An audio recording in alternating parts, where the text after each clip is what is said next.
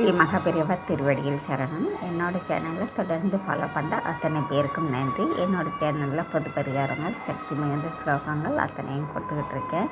இந்த பதிவில் நாம் பார்க்க போகிறது, எனக்கு தொடர்ந்து திருமணம் தடை இருந்துக்கிட்டே இருக்குது. என்னுடைய குழந்தைகளுக்கோ மகனுக்கோ மகளுக்கோ யாருக்காக இருந்தாலும் சரிங்க, திருமண தடை இருக்கிறவங்க இந்த பதிவில் நான் சொல்லியிருக்கிறேன். இந்த வழிபாடை செஞ்சு பாருங்களேன்.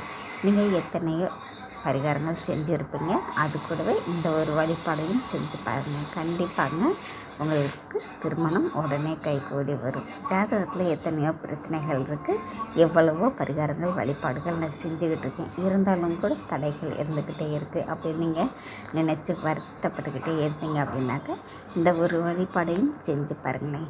நீங்கள் எந்த வழிபாடுமே முழு நம்பிக்கையோடு செய்யும்போது உங்களுக்கு உடனடியாக பலன் கொடுக்கக்கூடியதாக இருக்கும்.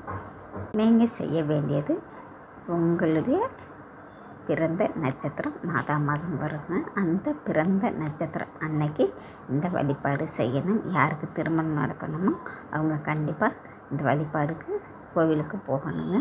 மதுரையில் இருக்கக்கூடிய கல்யாண சுந்தரேஸ்வரர் ஆலயத்துக்கு போங்க.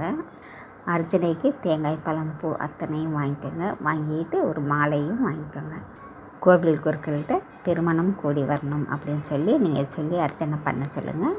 யாருக்கு திருமணம் நடக்கணுமோ உங்களுடைய பெயர் நட்சத்திரம் அத்தனையும் சொல்லி நீங்கள் சொன்னீங்க அப்படின்னாக்கா குருக்கள் அர்ச்சனை செய்வாங்க. நீங்கள் அந்த அர்ச்சனை செஞ்சு விபூதியை வாங்கிட்டு வந்து நீங்கள் தினந்தோறும் நெத்தியில் வச்சுக்கோங்க.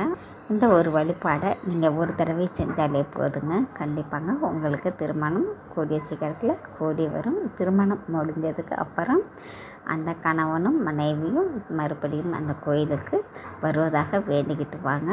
திருமணம் முடிந்ததுக்கப்புறம் நீங்கள் இருவரும் போய் உங்கள் இருவரோட பெயர் நட்சத்திரம் சொல்லி மறுபடியும் அர்ச்சனை செஞ்சுக்கோங்க. கண்டிப்பாங்க உங்களுக்கு திருமணம் கூடிய சீக்கிரம் நடக்கும்.